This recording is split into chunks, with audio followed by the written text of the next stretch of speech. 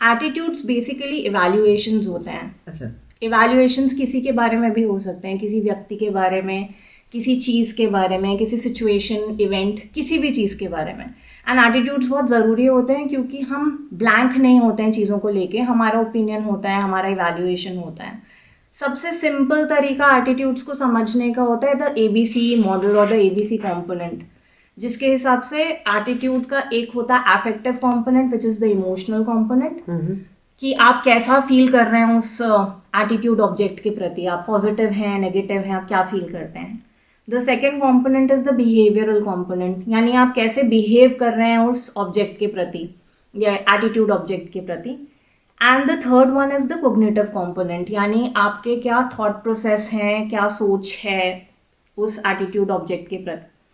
ये तीनों चीज़ें जो मिला के आपका एटीट्यूड बनता है. अब वही सवाल, रियल लाइफ इम्प्लीकेशन कि हम एटीट्यूड्स के बारे में पढ़ते ही क्यों हैं. Why is it important? Because research has clearly establish कि एटीट्यूड और बिहेवियर का बहुत गहरा रिश्ता है.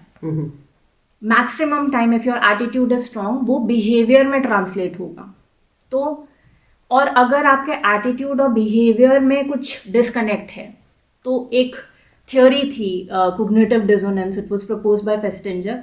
उस थियोरी के हिसाब से वो बहुत ही कॉन्फ्लिक्टेड स्टेट होता है, it is called the state of dissonance, जो कि बहुत प्लेजरेबल स्टेट नहीं होता है. You feel very uncomfortable. Dissonance मतलब आप ऐसे समझ लीजिए उसको कि मैं किसी चीज के लिए पॉजिटिव एटीट्यूड रख रही हूँ बट मेरा बिहेवियर नेगेटिव है, या वाइसे वर्सा. या मैं नेगेटिव एटीट्यूड रख रही हूँ बट मुझे जबरदस्ती वो काम करना पड़ रहा है. So that way my attitude and behaviour they are not aligning.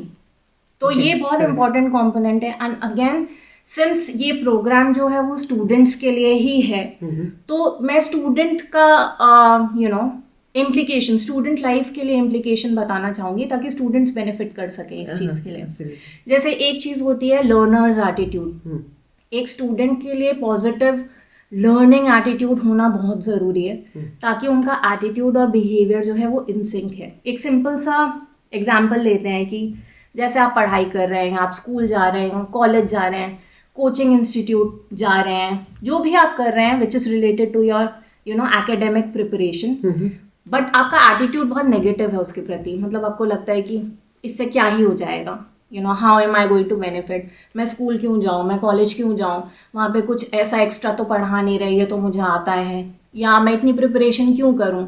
IIT का जो सक्सेस रेट है वो 15-20% है, मेरा एफर्ट वेन में जाएगा, मतलब कुछ होना नहीं है, then why should I even bother to do it.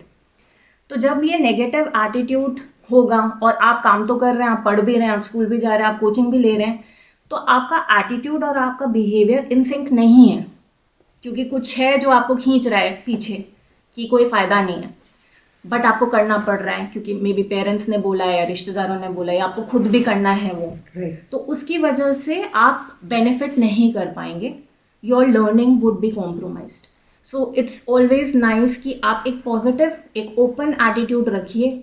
ये सोचिए कि अगर मैं रिपीट भी कर रहा हूँ कॉलेज में या स्कूल में और ये मुझे ऑलरेडी आता है, तो भी आप कुछ गेन ही करेंगे उस प्रोसेस में.